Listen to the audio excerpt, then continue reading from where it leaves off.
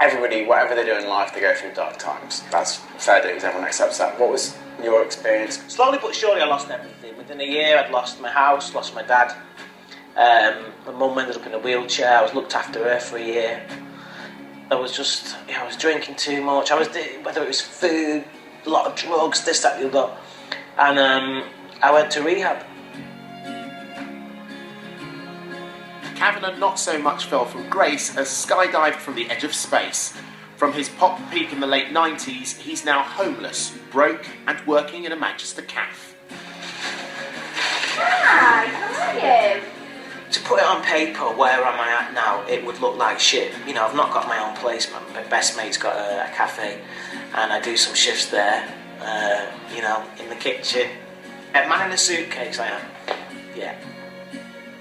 It all started to go wonky for Cav after he split from his record label and went to live in LA. I rented a house on Hollywood Boulevard, which was actually Clark Gable's old house. You know, I was the life and soul. I was this brick kid who was suddenly, you know, hanging out at these parties and made a lot of friends.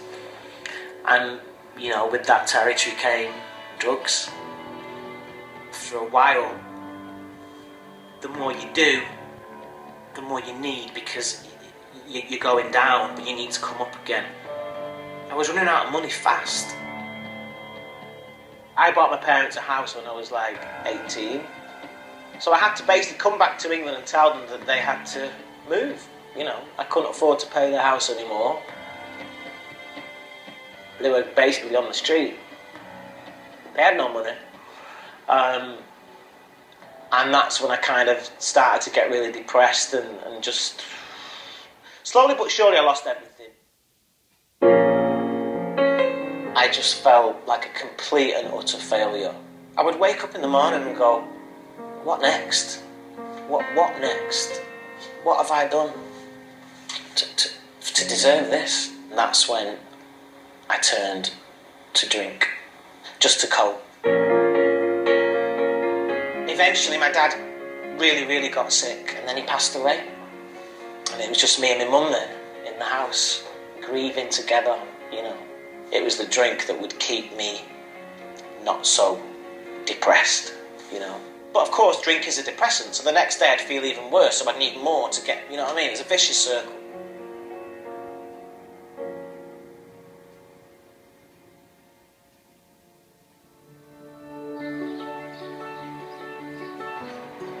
Nowadays, Cav is a singer for hire, playing small gigs up and down the country.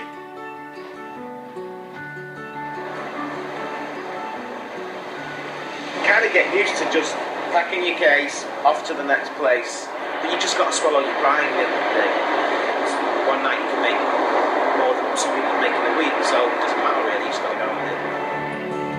Today, he's looking forward to entertaining lucky punters in the seaside resort of Great Yarmouth. I get in the dressing room and I'm like, oh God, and I see the set list and I'm just thinking, this is not what I want to be singing. I don't want to sing these songs. But for me to go out there and do what I want to do, they're not interested in that either. I'm being hired to entertain punters, to sing songs that they know, cover versions, stuff like that.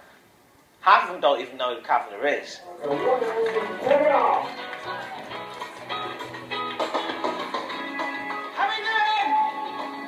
How are you doing?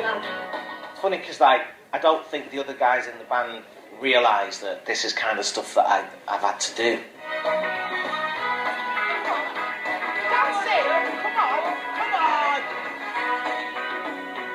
It's not something that I want to shout from the rooftops, and I'm certainly not ashamed of it, but you know, you've got Gareth who's doing these big primetime TV shows, you know, Dane does his DJing stuff, you know, I'm here in a holiday park in Yarmouth. How did this happen? You really got to join in now and really help me. This wasn't part of the plan. I can make you feel good. I need to survive, and this is what I only know how to do, which is to perform, which is to sing and entertain.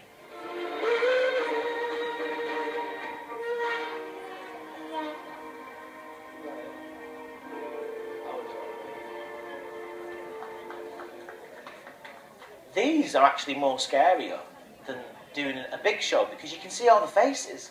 They're all sat there with the pints, and most of them are looking at you like they want to kill you. You know, But to be on a big stage where you can't see the faces, but they're actually loving the nostalgia and loving it, that's why I want to do this. And as for Cav's private life, there's something he's been keeping under wraps. It wasn't until I moved to America that, I realised that I was gay. When I was obviously doing my pop stuff, there was nobody that was out. There was nobody. This was before even, Stephen Gately came out. So you just were conditioned not to say it, and then the lie becomes bigger and bigger and bigger, and you just got to keep going with it. Then my career was over, so I didn't have to. But am I attracted to guys? Yeah, I am. Have I had relations with guys? Yeah, I am gay.